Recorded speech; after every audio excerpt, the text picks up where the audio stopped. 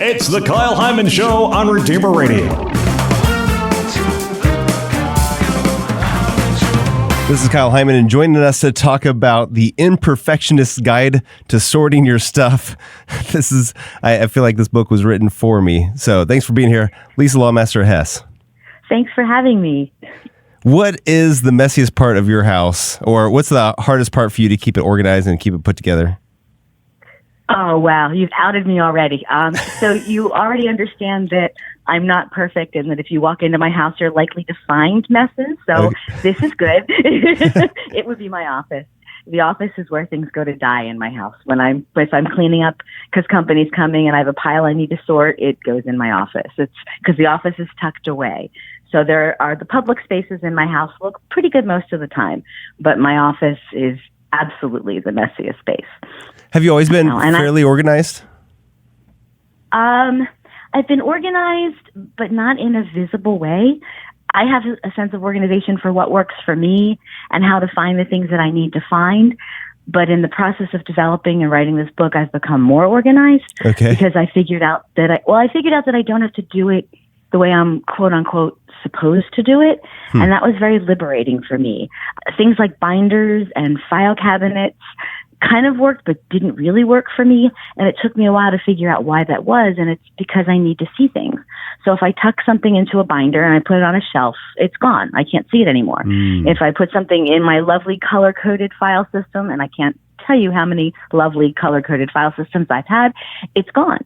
So I need binders and file cabinets for archival storage, the things I need to look up later on. But my day-to-day storage needs to be in things that I can get my eyes on right away because it serves as both a reminder of what I need to do and the thing to do itself. So it was just liberating for me to realize that not everybody has to organize the same way. I kind of thought there was something wrong with me. And possibly there is, but that's another story. But I think when it comes to organization, I think people feel like you either have it or you don't. And I don't think that's the way it works. I think we all have some sense of organization. And if we follow what the sense of organization we've been gifted with is, then that leads us to something we can sustain as opposed to just chasing the latest trend or fad and then falling flat on our faces, which I did quite a few times before I got to this point. But I guess the question then is why? Why would we work on this if it's not something we're automatically drawn to or it's something we want to do? What's the benefit? Couple things. One is that it's a life skill. Like it or not, the world, our employers, our spouses, our families, the people who come to our houses expect us to be organized. And when we look like we're not, they sometimes draw conclusions that we're not together in other aspects of our lives as well. Those conclusions aren't fair, but they tend to be a conclusion that we draw when we see somebody who we think doesn't look like they're put together. We suspect they might not know what they're talking about either. So we undermine our message when we come across as disorganized, I think. The other thing is I think we generally feel better when we can find what we need when we need it. And that's my goal of organization. Can you find what you need when you need it in under 5 minutes? If so, your organizational system is working for you. It may still need tweaking. It may still need to look different to make you happy and to make you feel content with the way things are going at your house or in your office or on your desk or in your car, wherever it is that you're organizing. But it is, unfortunately, it's a greater expectation. And I think we send a message we don't mean to send when we don't look like we're organized. And I don't think we have to be organized every single inch of space all the time. And I hope I'm not just saying that because I'm looking at my dining room table as I speak. But I think being able to find what we need and operate from a position of strength with our own knowledge is important. And I think when we're organized, it's easier to do that.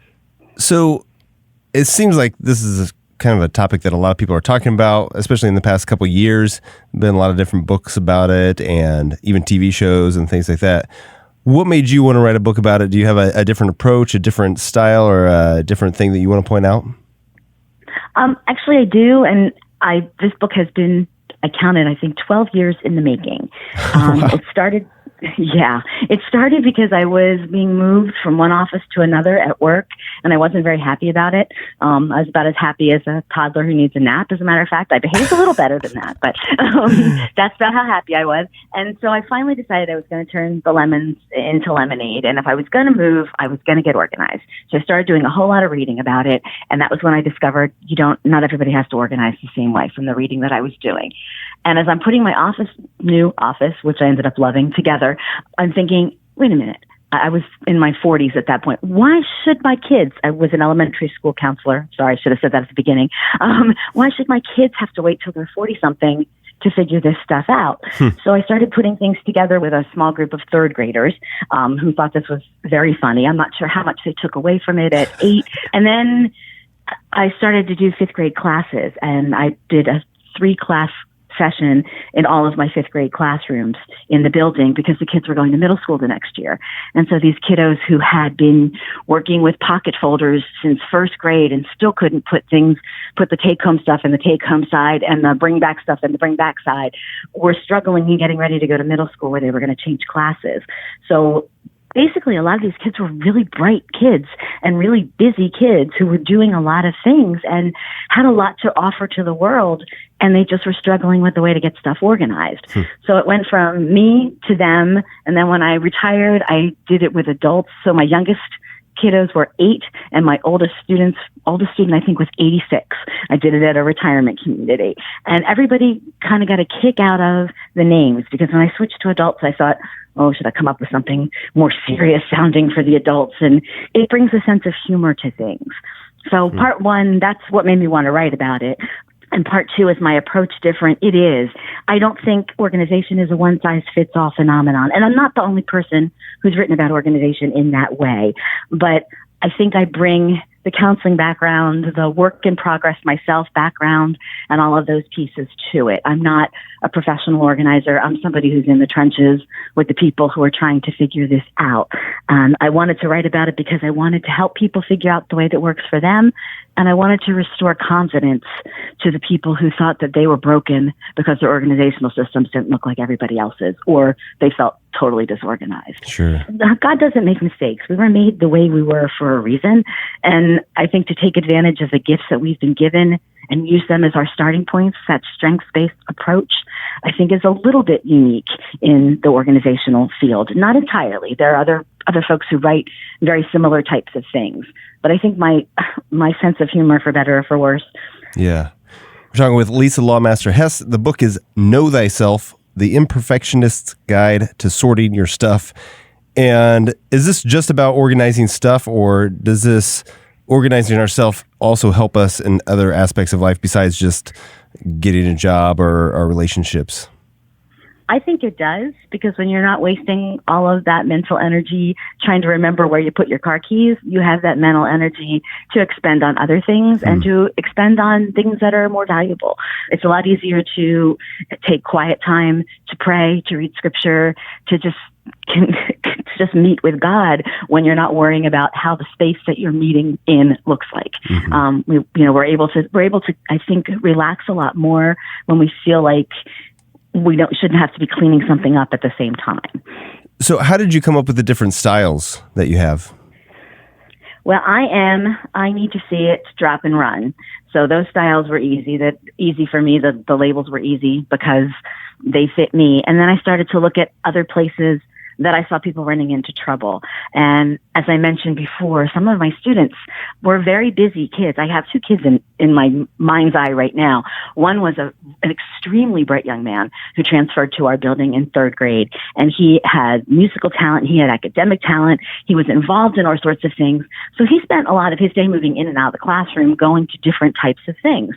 And as a very busy person, his desk often didn't keep up with everything he had to do, because he would leave in the middle of one thing to go someplace else he needed to be. And then he would come back from that, have to switch gears again, and he would just kind of throw stuff because he didn't really have the time to put things back together. So he was kind of the inspiration for the I love to be busy type of thought process.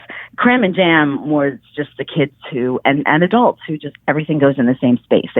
They're the best users of space you'd ever want to meet. They can cram so much stuff into a small space. It's unbelievable. And these were the kids also that you would see, the ones where the teachers would unfortunately dump their desks to find the stuff that was in there.